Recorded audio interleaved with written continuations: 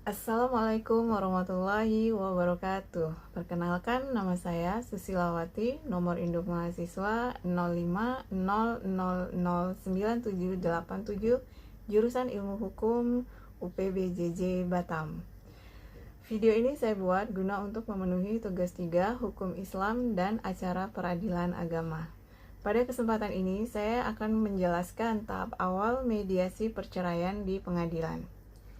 Tahap awal mediasi perceraian di pengadilan dimulai dengan penjelasan prosedur oleh hakim pemeriksa perkara, disusul dengan penunjukan mediator.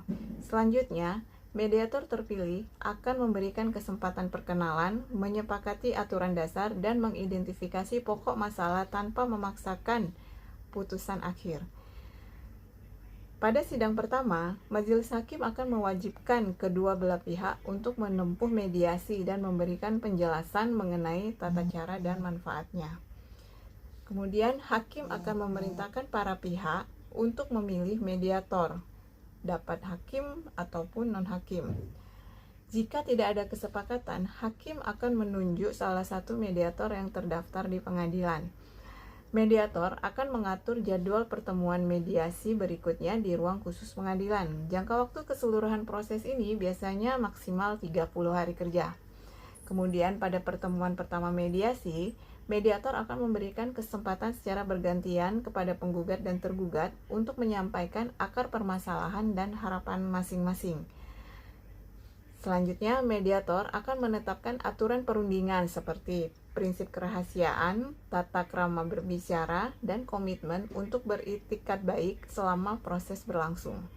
Demikian penjelasan mengenai tahap awal mediasi perceraian, dan selanjutnya saya akan memberikan simulasi sebagai mediator dalam perceraian.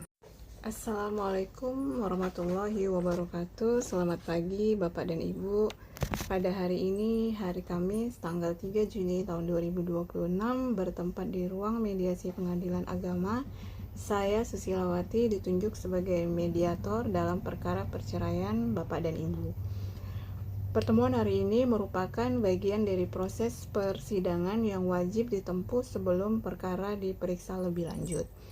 Baiklah, sebelum kita memulai proses mediasi, saya persilakan kepada Ibu untuk memperkenalkan diri terlebih dahulu. Baik, selanjutnya saya persilakan kepada Bapak untuk dapat memperkenalkan diri. Baik, pada pertemuan ini Bapak dan Ibu telah sepakat menunjuk saya sebagai mediator non-hakim dalam perkara ini. Sebelumnya, saya jelaskan kembali mengenai mediasi. Sesuai peraturan Mahkamah Agung nomor 1 tahun 2008, mediasi adalah cara menyelesaikan sengketa melalui proses perundingan untuk memperoleh kesepakatan para pihak dengan dibantu mediator. Nah, di sini saya selaku mediator memiliki fungsi yang netral. Jadi, saya hanya memfasilitasi pembicaraan antara Bapak dan Ibu. Baiklah, sebelum kita memulai proses mediasi, saya akan sampaikan aturan dan tata tertib mediasi. Mediasi bersifat rahasia, kemudian keputusan dalam mediasi bersifat sukarela, mediator netral dan tidak memihak, penyampaian pendapat dilakukan secara sopan dan bergilir, kemudian mediator dapat mengadakan pertemuan terpisah jika diperlukan. Hasil mediasi akan dituangkan dalam laporan resmi. Baiklah, selanjutnya saya akan mempersilahkan Ibu untuk menyampaikan alasan mengenai perceraian.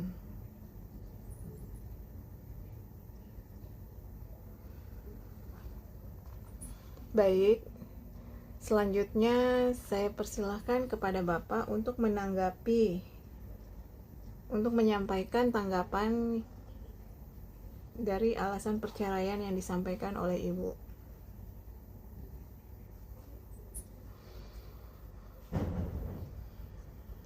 Baik, di sini setelah kita mendengarkan pokok permasalahan yang disampaikan dan Ibu tetap dengan keputusannya untuk tetap bercerai, lalu Bapak juga telah menerima keputusan ibu untuk bercerai, maka di sini mediasi kita dianggap gagal karena tidak dapat mempersatukan kembali bapak dan ibu. Maka selanjutnya seluruh hasil dalam proses ini akan saya tuangkan dalam berita acara mediasi yang akan ditandatangani oleh penggugat, tergugat, dan saya selaku mediator. Kemudian dokumen tersebut dijadikan dan disampaikan kepada majelis hakim sebagai bagian dari berkas perkara. Dengan demikian, mediasi ini saya nyatakan selesai. Assalamualaikum warahmatullahi wabarakatuh.